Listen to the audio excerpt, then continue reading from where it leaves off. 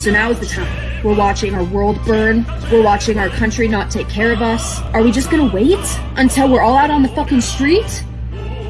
With what little power we have left, it is time. It's time to organize. It's time to get serious. Because before we know it, the opportunity is gonna slip from us and we're no longer gonna have any margin of wiggle room. Because fire is catching. And if we burn, we need to make them burn with us. And it is our duty and responsibility not to just our country, to ourselves, to our friends, to our futures, to our families. We can no longer care enough to be scared. Don't care anymore. If we're this angry, don't care if you get arrested. Don't care if the Proud Boys show up at whatever fucking protest you decide to go be a part of. Don't care if it gets violent. Stay and fight before the fight is just chosen for us. And we're no longer able to make any kind of organized group at all. Like, that is what we're facing. Stop posting about it. Do something, because fire is catching.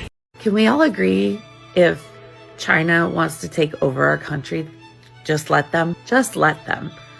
I will not be fighting back. Just come get it. Do what you need to do to make it better. I mean, we're all going to know Mandarin anyway, so it's an easy transition. Because I have more faith in the Chinese government right now than I have in our own government. I got a spare bedroom if you need a place to sleep. I got a couple queen size blow up bed things. They're not as comfortable, but we got Wi-Fi. We have a whole bunch of like snacks and stuff. So yeah, just come on over. I'll be very hospitable. You just come on over, take over, and fix the things. Okay? Thanks. You have to remember that real change is going to cost you something. It is not going to come free. It is not going to be handed to you. It is going to cost you your job. It is going to cost you your friends. It is going to cost you your family. Some may live and some may die, but that is the only way that real change happens, through sacrifice.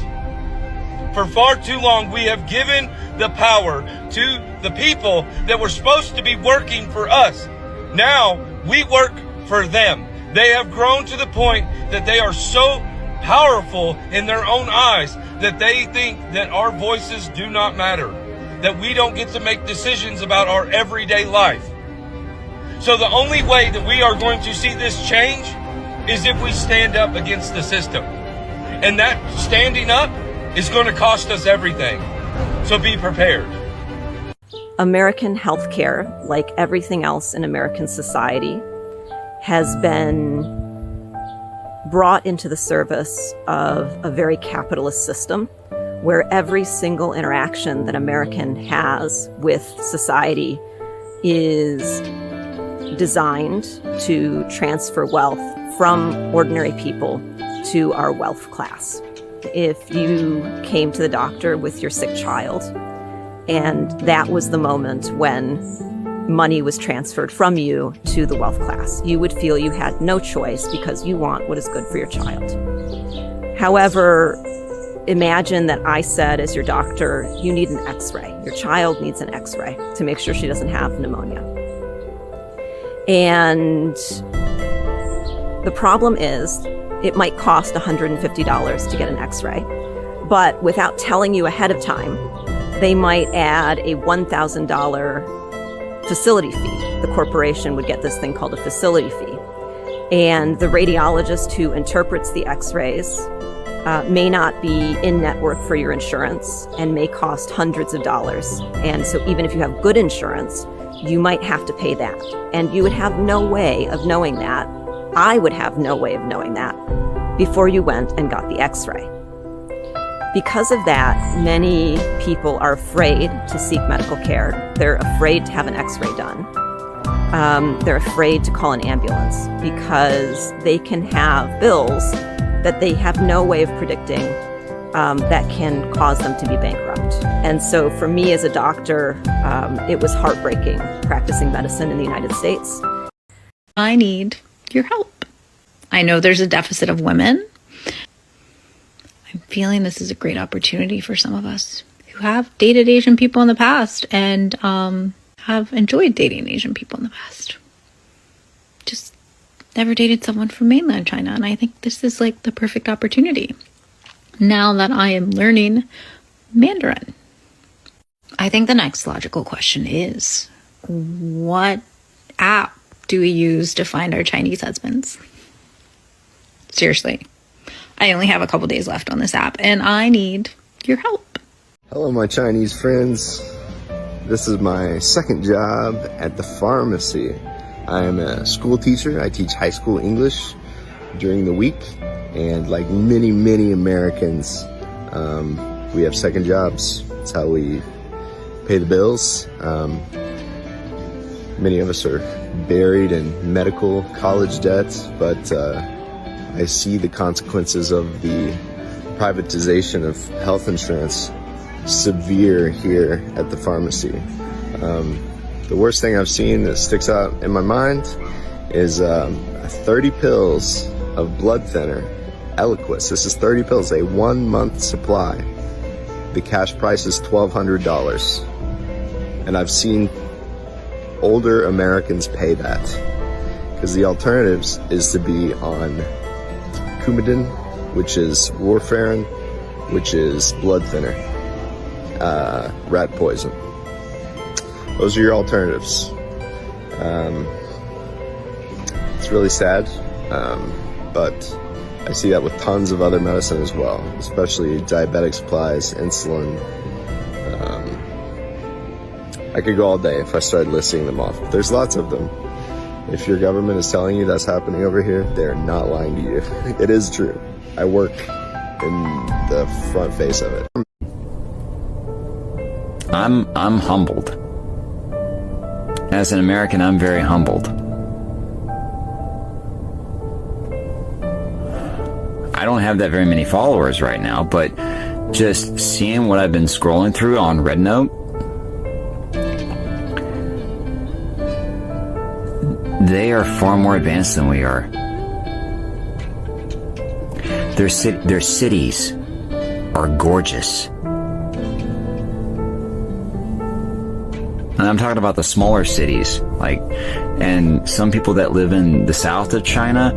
This one girl sent me a text of photos of a park, and I'm like, we don't have parks like that. Their parks are far better than ours. And here's the thing, they can afford lots of food. They have affordable cars. Their roads are better than ours.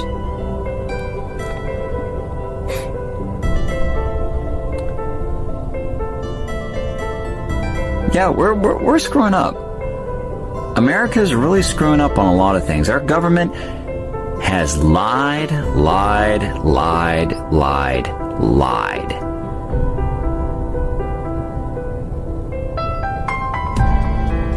I'm gonna stay on Rednote for a little while to see how it works out. I'm still gonna be posting on TikTok until it gets banned. Last year I was homeless for 5 months. It was because of a divorce. I had been the homemaker. I had been staying at home, taking care of my kids. My wife was retired military, and we were living on her income. And because I had no income of my own when she decided that we were getting a divorce, I was forced out of the house to become homeless. I had half ownership of the house, so I had to jump through some hoops to be in a homeless shelter because I had value. I couldn't be supposedly homeless, even though I could not live in that house. That eventually cost me in divorce court. But what happened was I became part of a homeless shelter. I lived in a shelter with, I don't remember how many people. There were a lot of us, though. We weren't allowed to do things. We weren't allowed to entertain ourselves. We weren't allowed to play games on our phones. We weren't allowed to use our tablets or computers unless we were specifically looking for jobs or looking for places to live. It was rough. It was get up at 6 a.m., be back at 6 p.m., be in your room at 9 p.m., They would feed us food that was filled with carbohydrates that just made us get fat. And we were given a lot of sweets left over from the delis and stores. And anytime there was day-old sweets, they would come to the shelter, and that was one of the things we would be fed. So it wasn't a healthy experience either. But it was a horrifying experience in many ways, because the homeless shelter didn't treat us as if we were humans. We weren't people. We were people to fill beds, and filling the bed got them dollars to pay their salaries. So they didn't actually care about us as human beings. They only cared that they were getting money for us being there. Now, I was good. I did the things I was supposed to do, and in 5 months, I found a place to live, and I was able to get out of there. But during my time there, I got to encounter a lot of other homeless people that were homeless for various reasons.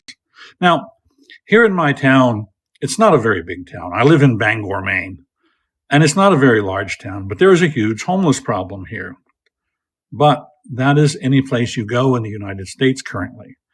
Cities are filled with homeless people who have no hope and no chance. And so naturally, because they have nothing other that they can do with themselves, they often turn to drugs.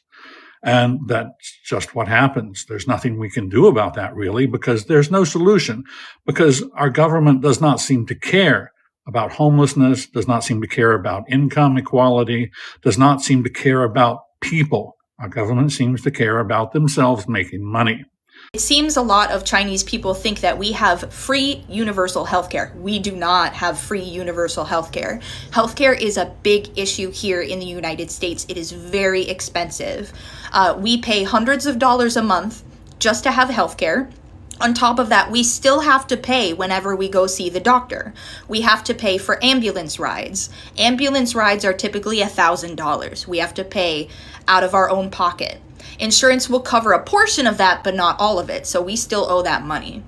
I had to get an MRI for my head and my neck and my back, and that was $17,000. My insurance covered $15,000. I still had to pay $2,000. I want to let you guys know I am $4,000 in medical debt. I have chronic illnesses that I need a lot of treatment for.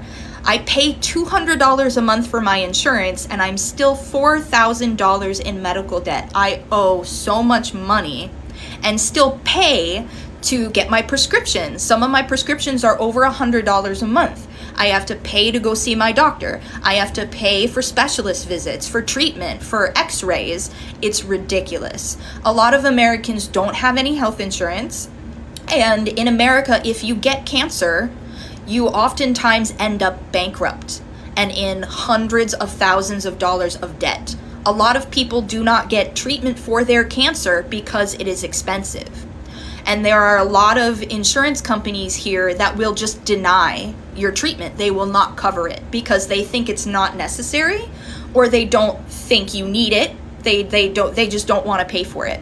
That is one of the reasons that Luigi Mangione shot the United Healthcare CEO. I see you guys love Luigi Mangione just like we do, but we are not free. We say that we're free, but we are not free. Everything is expensive. We cannot get healthcare. We can't get the healthcare we need. There are not enough doctors. It is too expensive. Oh my God. Did you know that people living in China, majority of people in China have heard this sparrow story, in which they are told from US embassies and immigration offices and NGOs that in the United States, there once was a sparrow caught in electrical wires. And the president, having heard its cries, cut off the power to the entirety of DC to go and save this sparrow. And this is meant, this story that they believe is true is meant to exemplify how Americans are noble and empathetic and humanitarian. And it's not true. That is the fakest fucking story I've ever heard in my damn life. I'm 33 years old and I've been living in this country my entire life, and I have never heard that story because it's not true. Oh yeah, they're also telling people that a dishwasher can buy a house in 3 months. None of it's true. None of it's true. If you want a very real look at what it is like for many people in America, I'm having a very American experience right now, which is I'm crying at work and I have to just keep working. And this isn't even my main job. This is a secondary job. I'm crying because I'm so overworked. I have too much going on. But my friend whose job this is so overworked that she got sick and she asked me to cover for her. And so I'm here and I'm the only one here because they're understaffed. And I'm crying and I just have to keep doing my job anyways. That is an abundantly American experience. Most Americans, like me, we are overweight. It's not a known secret. Everyone thinks Westerners are just fat. But let me explain something to you. I personally don't do the whole exercising thing or whatever, but I'm going to be honest with you guys. The majority of the reason why the majority of Americans are overweight is because we cannot afford to eat healthy. When I got married back when I was 19, the only thing that we could afford was fast food. And at that moment, at that time, for example, the McChickens are $1, which is your 7 yuan. If I want to order a salad right now, if I wanted to eat a salad, which vegetables are extremely cheap and stuff, compared, I want to go order a salad with some chicken on top of it, it's going to come out to $17, which is about 114 yuan. So it's an issue. It's a very big issue because it is cheaper, and not anymore because now the fast food restaurants are also very expensive, but it's cheaper to eat unhealthy food that we can afford than to actually try to eat healthy, because if you go to grocery stores that are all organic and stuff, we cannot afford to eat there. There was a stabbing at my kid's high school, and it has been on lockdown for the past 4 hours, and I am in a parking lot across the street from the school, just waiting to see my kids. There are 2 entrances to get into the school, and both of them are blocked by police, so I just can't get my kids. Violence in schools doesn't just happen on occasion, it happens quite frequently. Man, our propaganda is so crazy. It seems that a lot of people in China are surprised to learn that Americans do in fact have to pay for ambulance rides. And so last night I thought, why not make a list of things that are normal in America that people in America might not even realize are very weird. I've got a list on my phone, and we'll start with advertisements for prescription pharmaceuticals on television and radio. It is completely normal to be watching television in America and get advertisements for prescription medication. Oh, it's also completely legal to advertise directly to children. As far as I know, only New Zealand is another country that allows pharmaceutical ads. Next up, there is no minimum guaranteed vacation for workers here. Employers are not required to offer you paid time off. We also essentially do not have maternity or paternity leave. Someone say that they were really upset hearing about Americans that sell their blood for money. And they said like,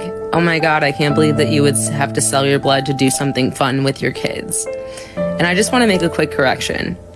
It's not to have fun. It's to pay for the basic necessities of living. I'm getting ready to file everything.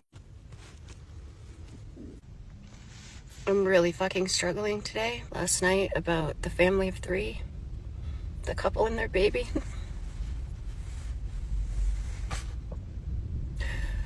In North Carolina that froze in their tent. Froze to death. In their tent. I couldn't sleep last night.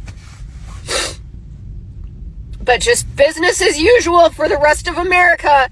So while you're doing nothing, I'm doing everything. So hopefully we can get some restitution going. It will go to these people in North Carolina first.